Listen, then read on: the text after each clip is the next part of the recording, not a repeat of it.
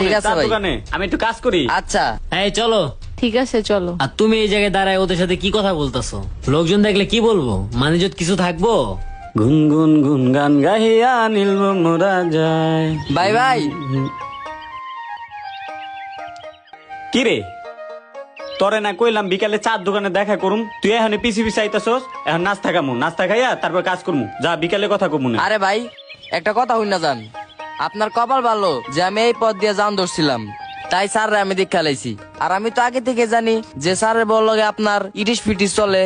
আপনার কপাল ভালো যে স্যার আপনার ঘরে হাতে নাতে ধরে নাই, ধরলে আপনাকে কি অবস্থা হইতো। ছোট ভাই কথাটা তো তুই ঠিক বলছস, কিন্তু আমি এত কাঁচা প্লেয়ার না, আমারে ধরে হালাইবা হাতে নাতে। ঠিক আছে, এর লিগে তোর আমি বকশিস দিমুনে।